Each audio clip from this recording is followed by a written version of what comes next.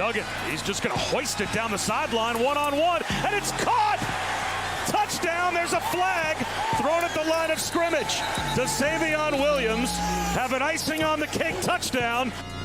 Welcome to the Big 1-2 on 365 Sports.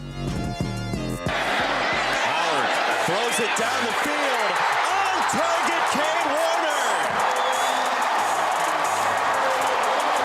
38-yard score.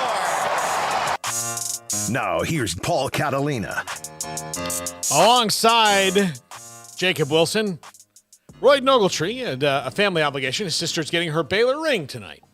Oh. So he had to be there. So he could. That's definitely more important. Yes, absolutely. We're going to do a shorter version of the show tonight because, well, there's only one Big 12 game this weekend, and it was the Big 12 championship. And congratulations to the Kansas State Wildcats as they win. TCU, also congratulations because that game ultimately didn't matter, and they stayed in the same spot in the third seed, and they're in the playoffs now. So that's great news. We had to, Jacob, fend off a lot of, outside, Alabama's the better team because they're more blah, blah, blah, blah, blah. Yep. And then a lot of fear that the committee would hear that and go, you know what, that's true. They are. But that's because of how they've done before, that argument would seemingly have worked. But I do think that we finally had an Alabama team that played poorly enough. And look, they only lost 2 games. So they're poorly based on everybody else's. It's not. But if you look at the grand scope of their season compared to TCU. Yeah. I mean, they showed that they were very much human this year, even in games that they won. And look, I was very skeptical after TCU lost that game. That was by far, hands down, the best conference title game of the weekend. Mm-hmm. And it was a gutsy performance by Max Duggan with the bloody elbow, just giving it his all. It was so entertaining to watch. I mean, the first 3 quarters of that Pac-12 title game were pretty good too, but ultimately the Trojans got blew out.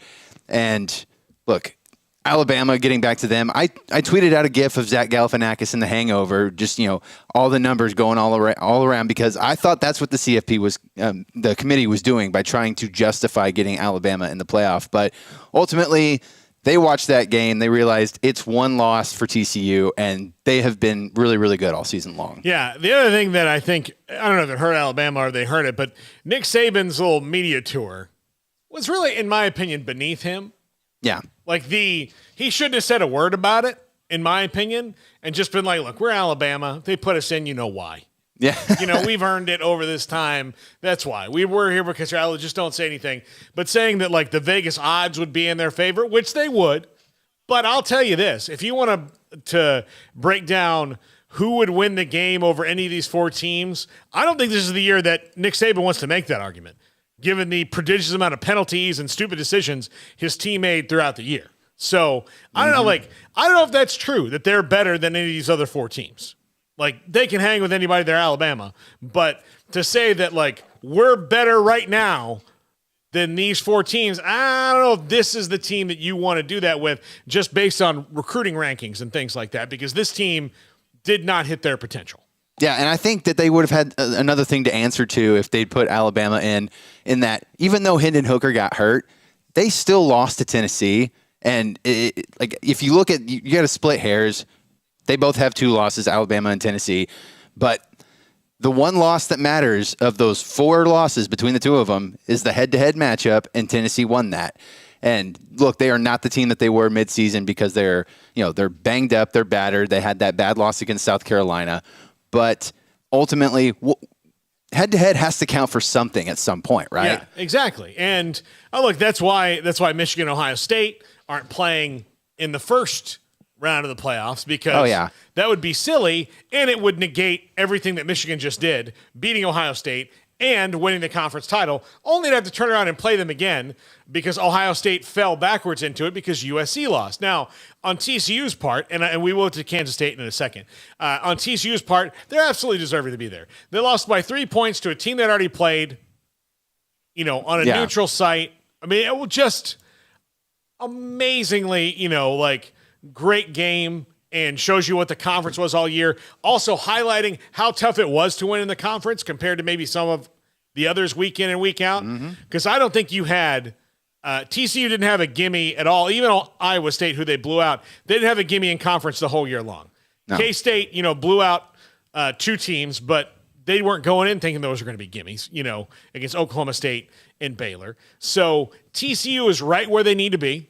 They're right there, and I think that they have a great chance against Michigan. I think that's going to be a really, really good game. Oh, yeah? I think those teams match up really well. I think the quarterbacks match up really well. I know that one of them has a higher ceiling, probably, and J.J. McCarthy.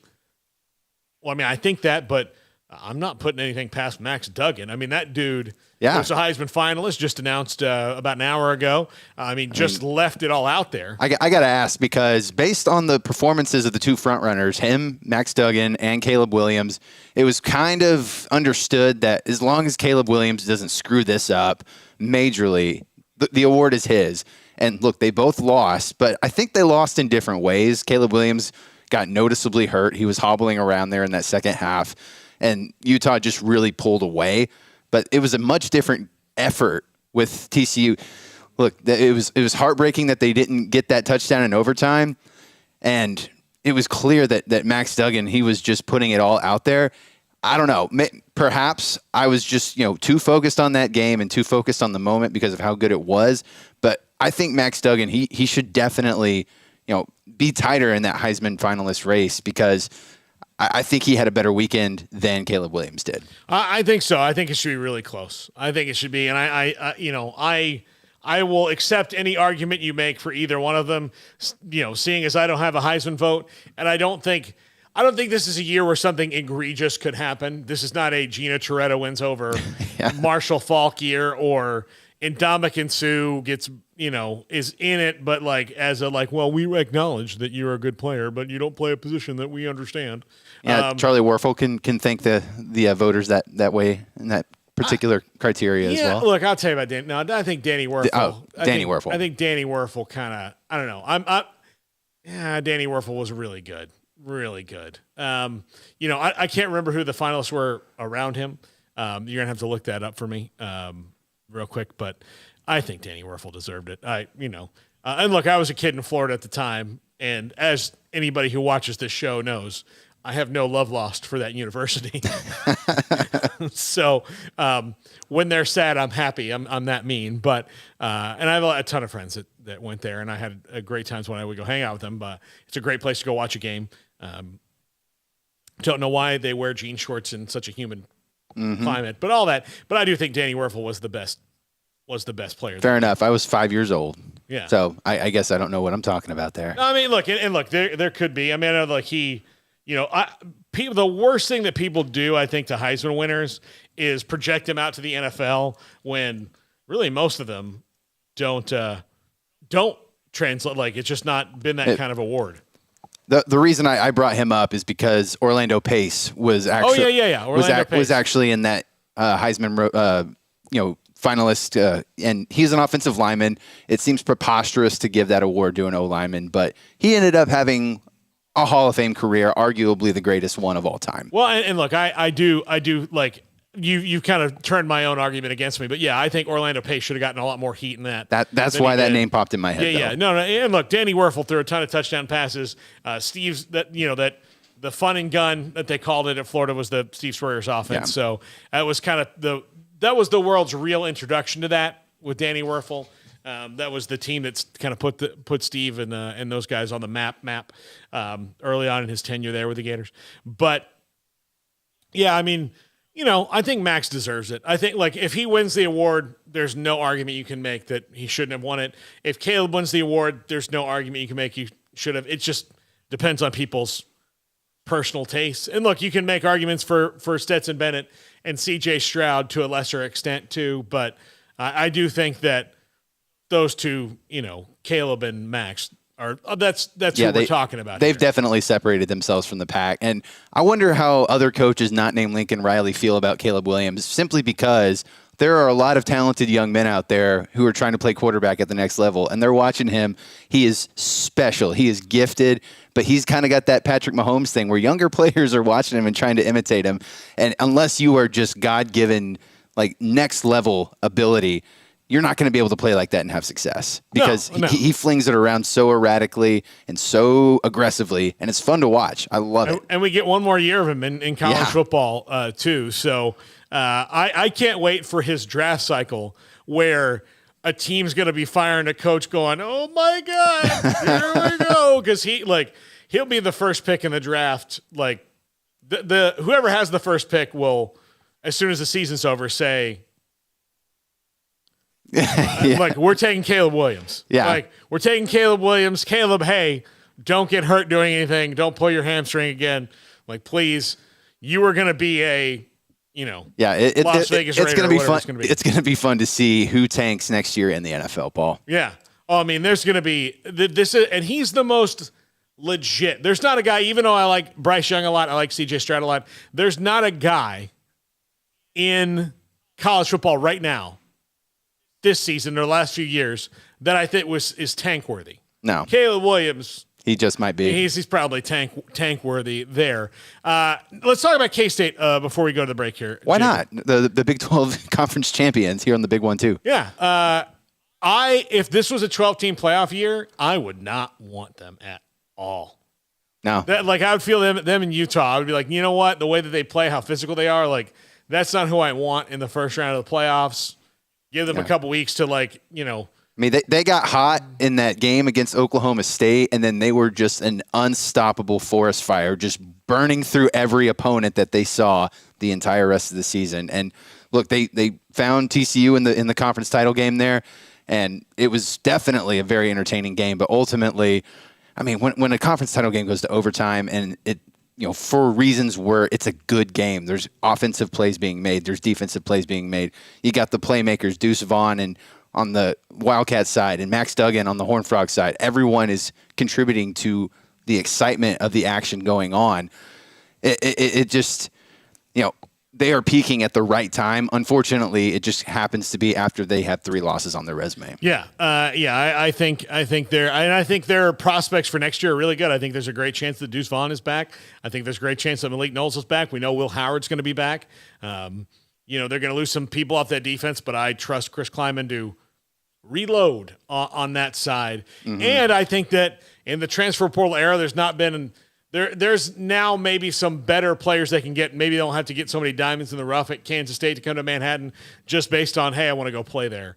And because it's just a really, really good team. And they were physical. The way that Will Howard got hot in the middle of the game and it was 28 to 10 for a little while there. So yeah, I believe so. Yeah, it was a great, and it wound up being a great game. But there was a moment where you thought, man, K-State might really mess this thing up for everybody. When we come back, we're going to do a quick rundown of the bowl games in the Big 12. There are 8 of them, and technically there are 12 if you count the incoming teams are all going to bowls as well. Yeah, not a bad look for a conference that's about to get a facelift. Yeah, absolutely. When we come back, we'll break down who went to what bowl games and what we think about those heading in. Not a pick'em segment. We still have to wait for the portal and all that stuff to work out, the draft, all that. This is the big one too, brought to you by Shorty's Pizza Shack, where I had dinner on Saturday night.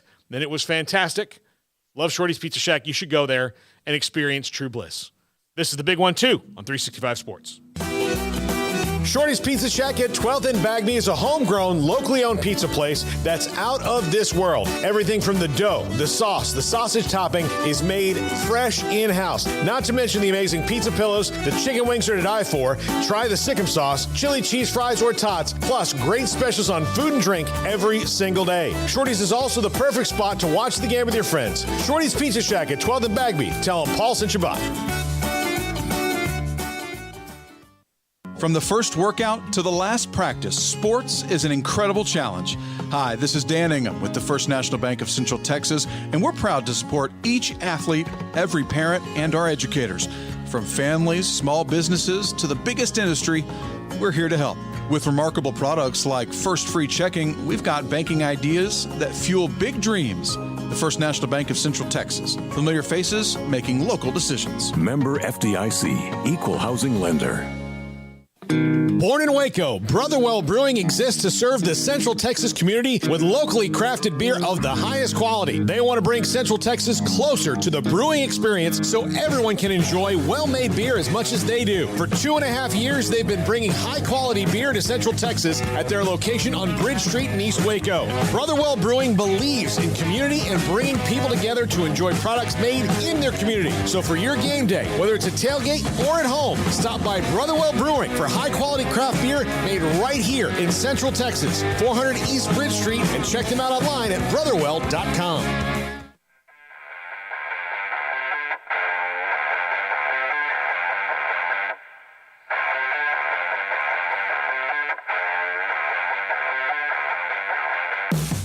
Welcome back to the Big 1-2 here on 365 Sports. Paul Catalina, Jacob Wilson, Roy Ogletree has a family obligation tonight. All right, so before we go, and this is going to be a very brief show, and then we're going to do maybe some big 1-2 snippets throughout the bowl season, Jacob. I think that's how we can kind of keep the audience satiated a little bit. They won't be live, but got 8 teams this year that are currently in the conference playing, and then you got all 4 of the newbies coming in next year. So there's no shortage of bowl game action to talk about with this conference. Exactly. And then one of them might play 2 more games. Yeah, and TCU. So we'll see about that. All right, we'll do the bowls in order of when they occur.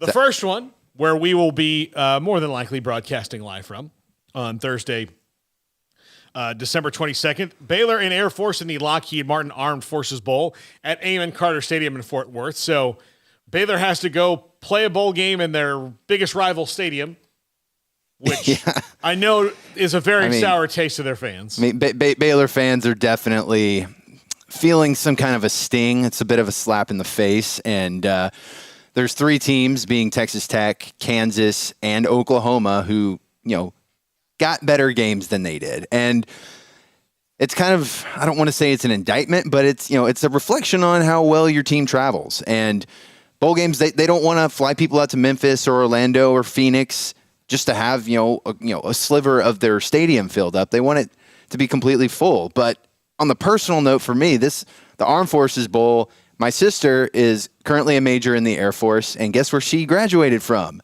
The Air Force Academy. Yeah. And so it's a little bit of a family feud for me. It's fun. She's going to be here for the holidays, and I'm a Marine myself. And so there's, always going to be that, button heads on that front. But this is kind of doubling down on that with my alma mater going against hers. And look, Baylor fans, if you want to go to a better bowl game when you are technically supposed to, show up. And if not for Baylor, America. Yeah, exactly. Thank you, Jacob. That is the most patriotic way to shame people into going to a game. Yeah.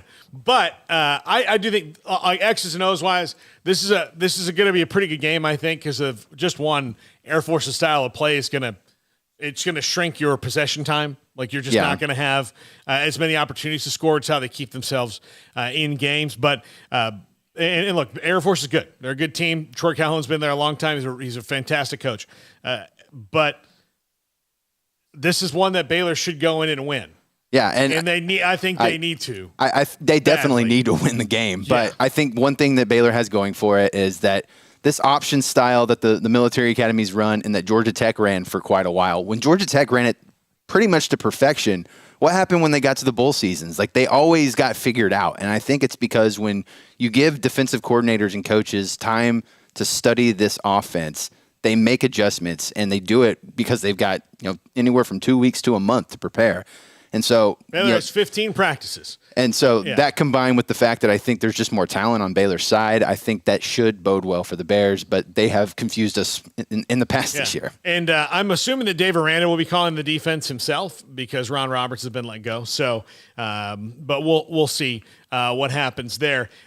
Tuesday, December 27th, 5 days later, the Guaranteed Rate Bowl in Phoenix, Oklahoma State versus Wisconsin. No Spencer Sanders in this game for Oklahoma State. No Graham Mertz in this game for Wisconsin. Yeah. I'm going to go out on a limb and say this game's not going to look great. No. And look, both the quarterbacks that'll play will have more time to get ready, but I'm just going to say, if you're looking for one that's going to look really good, Yeah. I don't know about this one. And then, like, both teams deserving to be in the bowl game. I'm not trying to knock it. This is just the realities of the transfer portal all over this game right here. Yeah, these are just two teams that underwhelmed this year for different reasons. And if it's going to be the Gunnar Gundy show, I mean, it'd be nice to see the head coach's son be good. Both playing for their alma mater. They're very deep rooted in Stillwater. But what we saw this year, it didn't really bring anyone confidence. And because of that and all the other injuries that they've got going on, give me the Badgers for the Guaranteed Rate Bowl. All right, two games on the 28th. The Liberty Bowl, the AutoZone Liberty Bowl in Memphis, and the Texas Bowl, Texas Bowl in Houston. First off, Kansas versus Arkansas in the Liberty Bowl. I think the loser of this game should have to pronounce the name of their state differently. So the loser of the game, it's either Arkansas, okay, or Kansas. I was getting the silent S vibes, but no, you actually went phonetic on me. Yeah. So look, Arkansas, or Kansas, or Arkansas, or Kansas. I like it. Yeah. So that's for a year. Like, if you're a Kansas alum, and they say, "Where'd you go to school?" I went to Kansas. I went to Kansas.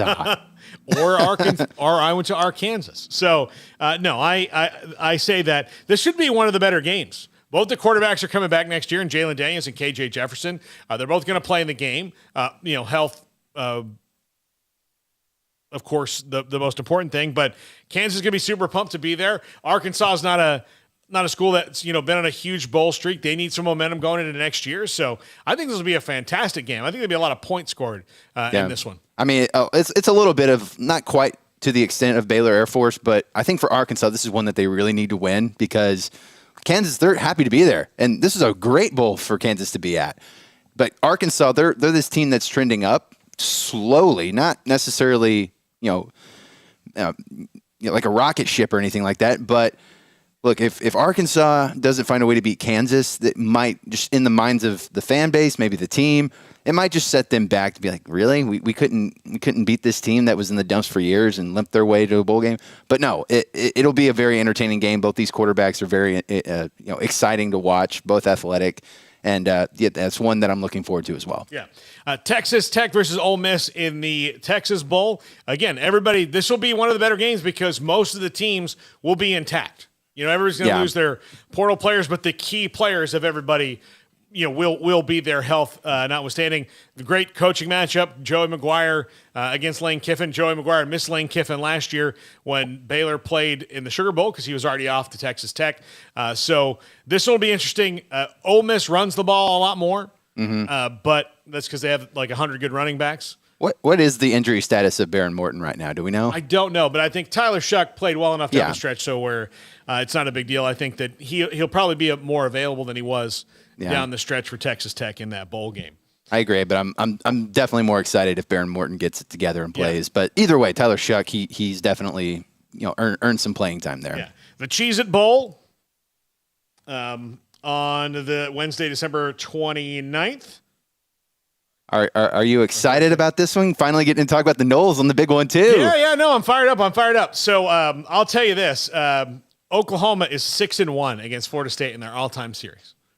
They've always done well, including, much to my chagrin, my junior year in college, which was the last time Oklahoma won a national championship. Mm-hmm. They did that by beating Florida State in the Orange Bowl. That game will stick in my craw for the rest of my life. It was like 13-2. It was like a stupid score.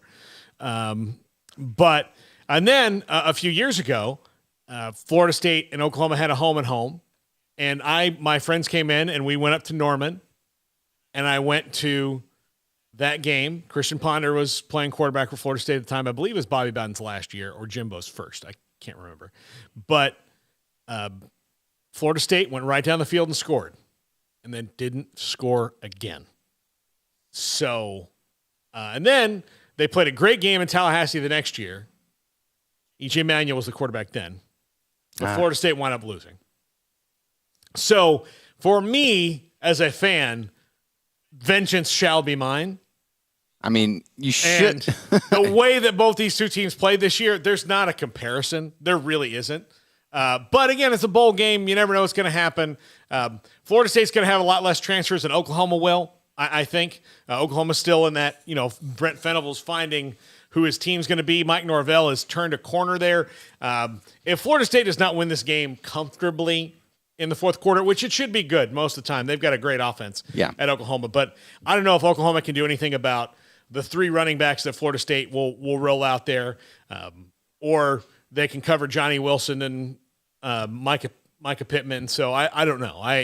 I don't think that that's going to happen, but I've been wrong before, and 6-1 in the series. So I mean, this is one that you should feel good about. Like, objectively, I'm not a Knowles fan. I feel good for the Knowles, but I know that when it's your team and you actually have some emotion poured into it, you have anxiety. And if you don't have anxiety as a sports fan, are you really a freaking sports fan? Exactly. The Alamo Bowl. Also that night, Texas versus Washington. Texas 3-1 against the Huskies in the all-time series. Steve Sarkisian coached at Washington. Actually lost the Alamo Bowl to Baylor in the worst defensive game I've ever seen in my life. Yeah, one of the most entertaining games that we've ever seen. Yeah, it was. I think this will be a great game. I think that this will be interesting to see for Quinn Ewers out there, to get some time to prepare for this. No Bijan Robinson in this game. That hasn't been officially announced, but we can assume. But please, he's done enough. Texas fans, let him have his time. But Michael Penix's coming back for Washington. That should be huge and fun. I think this would be a great Is game. he coming back for the game or next season? He's coming back next season. Oh, okay. I thought it was just for the game. He's coming back next season. Well, I'm glad I didn't ask my question. Is this going to be an NFL tryout for him? But I guess all of them are going to be NFL tryouts for him. Yeah, absolutely. The Sugar Bowl on the 31st, Alabama and Kansas State. I'm leaning toward taking Kansas State in this one because, look, if Bijan Robinson's not going to play, then Bryce Young's not going to play either, right? Yeah, it would make sense. Yeah, I mean, that hasn't been announced yet. But look, if they were playing this week with how hot I just mentioned Kansas State is, it'd be really, really hard not to take them. But they're going to have some time to cool down, review their opponent. And, I don't think who was hot and who was peaking is going to matter when that day comes. Yeah, I hope for Kansas State sakes that Malik Knowles is available for them. Oh, yeah. He got hurt. So that'd be a really, really fun test to see if they can stick it to the almighty Alabama. Yeah, and then, of course, the CFP semifinal at the Fiesta Bowl. That night will be TCU and Michigan. I think, like I said before, I think TCU matches up great. I really do. I think this is going to be a physical game. They don't have to contend with Blake Corum, although that hasn't mattered because Donovan Edwards is a dude and makes big plays. They've got really good tight ends at Michigan. J.J. McCarthy is really starting to come into his own. It's going to be, they play really tough physical defense. Those teams are really going to get after each other. But you know what? I think it'll be the better game of the two because I do think even though Ohio State is really talented, I think Georgia's going to maybe put some distance in that game. I mean, I think Georgia was probably going to put distance in, whatever game that they were going to face, whether it was Ohio State or USC. And I don't want to be a boring guy who just predicts what everyone else is probably thinking. And I think it'd be a surprise to me if someone really gave Georgia a hard time in this playoff. Yeah. Paxton asked if Craig and I are going to have a watch party. We will not be in the same city on that day. So, no, unfortunately not. So, yeah, we won't have that one, but Paxton, thanks for your question. Thanks for all you who watched. We got to get Jacob and Emery off to an engagement here. So we got to wrap up the show now. So we'll do little snippets on the bowl games. For the record, we're not getting engaged. I'm already married. We're sending them off to a dinner that they're doing right now. So, although he is adorable. Yeah. That's going to do it for us. Thanks for watching the Big 1-2. Thanks to Shorty's Pizza Shack. Was there just the other night. It's a fantastic place to go if you're coming to Waco. It is very awesome. They've got a new location opening up in Hewitt. It's hopefully in early 2023. Building these things takes time, but it's a great place. Go in there. Some of the best chicken wings I've ever had. I know it's a pizza place, but, man. Also, I had something this week I hadn't had before. The bone sauce. on the pizza. Oh yeah. Yeah, it's pizza mixed with wing sauce. You wouldn't think it'd be good, but it's good. It's fantastic.